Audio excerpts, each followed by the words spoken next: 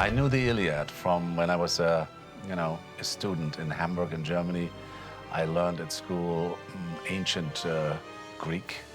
I could write it and read it, so we read it. We were forced to read it, and I loved it. I think part of the reason I always loved the Iliad is Homer refuses to take sides. This is not the epic battle of good versus evil. This is not good guys versus bad guys. It's humans fighting humans, and you have sympathies with either side, and you see that there's good and bad on each side, and you really don't have a rooting interest. I mean, when Hector and Achilles finally fight, you're not, hopefully you're not jumping up and cheering when one of them goes down. Homer's stories, especially the Iliad, but also the Odyssey, is the mother of all stories. I mean, it all comes from there. And it is like sort of a tree, sort of a branch has come out from that one into, over 3,000 years into all literature. You sure you want to do this? I started this war. I started working on the movie. It was the first pitch I ever gave. I went into Jeff Robinoff's office. Jeff is one of the big executives at Warner Brothers, now running the studio, and I'd never done this before, and I'm very nervous, and trying to tell the story of Troy, and I'm stuttering, and kind of blowing it. I feel like I'm blowing it, and I'm looking in his face, and he's not giving anything away. Jeff would be a great poker player, and at the very end of the pitch, he said, "You ready to start writing?" And I said, "Yeah, I'm ready to start writing." Well, I have to give, of course, a lot of credit to David Benioff first, who wrote it and found a way to take the story. Because it's not just the Iliad. It's inspired by the Iliad, but he took also other elements, what he found someplace else. Virgil deals a lot with the sacking of Troy.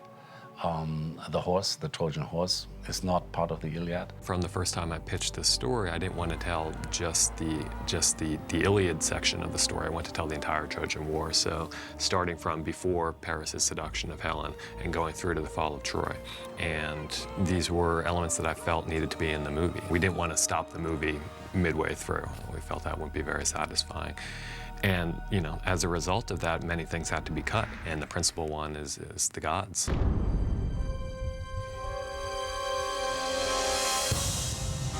In the Greek tradition, you get the level of the gods who behave a bit like a sort of rather ill-tempered but superhuman family. They squabble and they bicker, they feast and they laugh together. But they have still awesome power over mankind. The gods in the Iliad are part of the story. They show up, they fight, they help out, they do this, they manipulate. Not in our story. The gods are there, the religion is there, everything is there, but it's only mentioned. It's not part of the film. I think it would be pretty ridiculous to show that. I cannot even imagine the gods showing up, how to dress a god, and would not work. I mean, the war lasts 10 years, and for Odysseus, he goes off to war, and it's 10 years in Troy, and then he's got a 10-year sail home to Penelope. So there was radical compression in the movie, and again, that was partly a decision. If there's ever a fork in the road between, taking the road to the left, which is keeping faith with the original text, or the road to the right is what's going to be better for the movie, I would always take the road to the right. The whole drama, the whole politics, the whole violence, the whole war, thousands and 10,000 of people going to war is just because two people fall in love. That's something what's also very, very human. Speaking of my character, I think they made her just a little bit more likable, because I think in the original, she's very vain and very not a very sympathetic character, really, because she does all these horrible things for her own selfish reasons, and the war starts because of her love story. Helen of Sparta? Helen of Troy. His justification as a young boy is, how can I leave this beautiful woman in the hands of this animal? I think what's fascinating about her is also, and we deal with that in the film, is that she's a very sad person. She's not happy. She lives like a ghost in her marriage with Menelaus. She leads a very unhappy life, living in a golden cage. So I think when she meets Paris, it's like, life finally is starting, I'll walk right up to him and tell him you're mine.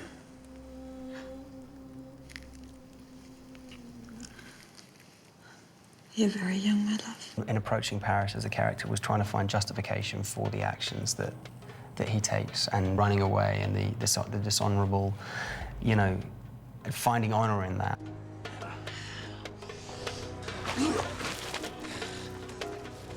Is this what you left me for? It's one of my favourite parts in the script because I think most people at that point are assuming that he's either going to give a death blow to Menelaus at the last second, you know, pull a 44 from his greave and shoot the guy. It's not a very heroic thing what he does, but it makes him very human. I just had this mantra in my head while I was doing this scene: I want to live, I'm going to live, I want to live for love, I want to live to... Do you know what I mean? You couldn't really get much lower as a character. If I fall, tell Helen. Tell her. I will. Don't let Menelaus hurt her. If he... You think of your sword and his sword and nothing else. The thing about Hector I loved was the relationship between him and Paris. So I have one brother, an older brother, and I think I recognised immediately my older brother in Hector, and I was the bratty younger brother who got away with murder. So the idea of being able to portray the older brother and have Paris be kind of like a young version of myself, that really appealed to me. I was attracted to it straight away. What would you have me do? Put her on a ship and send her home. I love the fact that he's just about the only person in the whole story that can see what's going to happen and has the wisdom to warn people of what the potential is. This is my country, and these are my countrymen. I don't want to see them suffer, so my brother can have his prize. I loved having that voice in the narrative. I think it was really, really exciting.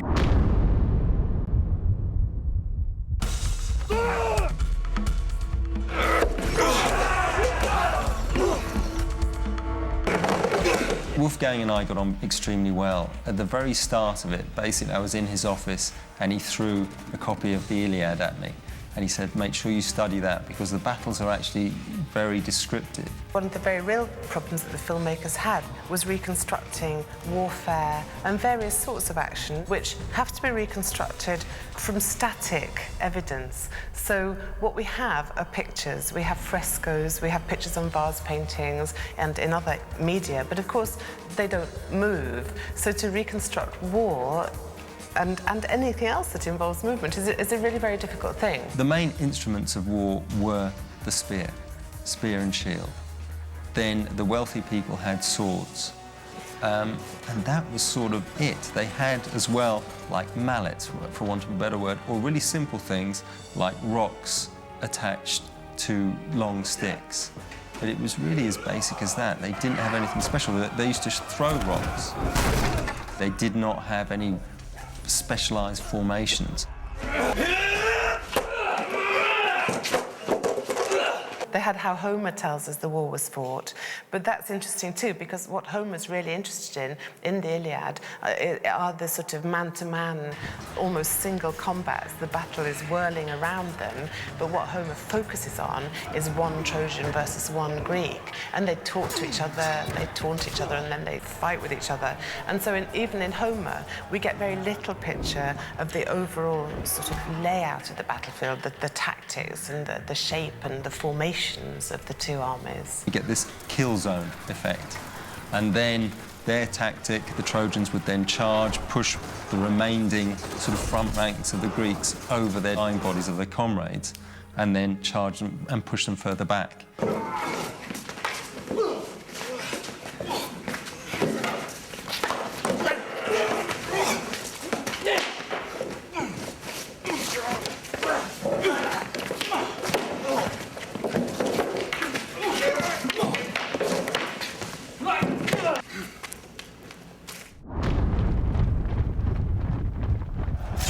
Actually found out was a lot of people had horses. They used to ride their horses to battle, or the people who had money did, the wealthy ones, rode to battle, then they got off, and then they had a fight, and then they all went home. They never fight on horseback.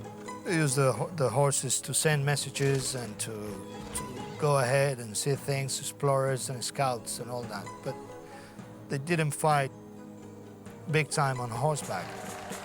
The other aspect of Homeric fighting that's interesting is the use of horses and chariots. In fact, that's one of the things that scholars have discussed quite a lot, because you can, of course, in ancient warfare, use a chariot as a platform from which archers shoot. But in Homer, the chariots are used almost entirely as taxis to the battlefield. It surprised me how they could travel all those long distance, you know, with no saddle, with, you know, how they break their horses. They have no shoes, they had no bits. You get surprised how they made it. Obviously having to learn how to ride a horse very well without a saddle or stirrups. I'd never ridden a horse before this movie, so I started training back home in Australia months before we started the production, and then kept up that training before the production started in London and then all the way through. Eric Bana had to learn to ride a horse. Hector is a breaker of horses. He's a horseman. Eric Bana had no idea how to ride a horse, so he had to learn all that. Now he's like, it feels like he's born on a horse. He had to learn all that. And cut it there. We have to work on this film. We work with chariots, and we work with stunt horses and actors. The big challenge on this film is there is no stirrups or saddles on the horses. I had some wonderful moments training on a horseback back home where I had 6 or 8 people basically attack me and try and push me off my horse, just to instill, you know, don't panic when you get in a situation on a set where horses go crazy and people go crazy and you're going to get potentially pushed off your horse or whatever. The most important thing is to not panic, so I don't get too scared by any of that stuff. But when you take a saddle and stirrups out of the equation, it becomes a whole other ball game. Even if a horse is backing and throwing people away and we have a hard time with him, I still like that horse, you know, because it's part of being a horse is backing and throwing people off. You know. Let go! Those are the things that take a lot of work to make yourself safe and make yourself look like you do know what you're doing, but they're lifelong skills that hopefully I'll never lose. Eric have to throw a spear in a full gallop, and you know, he's got to throw it to camera, so you got to be pretty good rider and pretty good spear thrower. He did it on the spot, on the mark, on focus, and we shot a lot in one go. Get to ride my horse as much as I like, which is fantastic. And I've had some wonderful days on the set, some wonderful moments. It's one of the joys of working on a movie like this, you know. Orlando and I have had many moments galloping along the beach out of company hours on our stallions, and you just turn around to each other and say, you know, how good's it?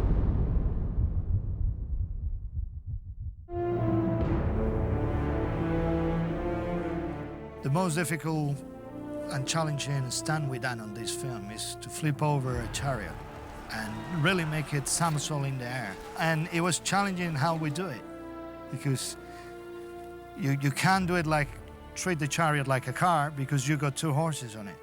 You can't put any explosive to make it flip over because you got horses on it and people. So you got to carefully work it out. And Simon at the beginning said, I don't know how you're going to do it. But we rehearsed and got it, and Simon always liked it better. At the end, he was happy with it, we done a good job.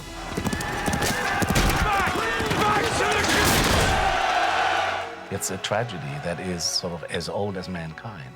If you look around today, similar stories everywhere where you look. I feel like if there's one story that you're going to take and say this has to find a very wide audience, you know, what better story than the story of the Trojan War, which has been with us for thousands of years, in which, you know, every culture from that time forward has found a relevance to. I mean, it resonates. Warfare has changed so much, you know, so dramatically from the time of Homer, from the time of the heroes before Homer, and yet, you know, we still read this and we still can find things to learn about warfare.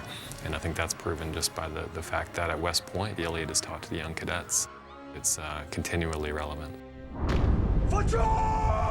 Let it burn! Let Troy burn!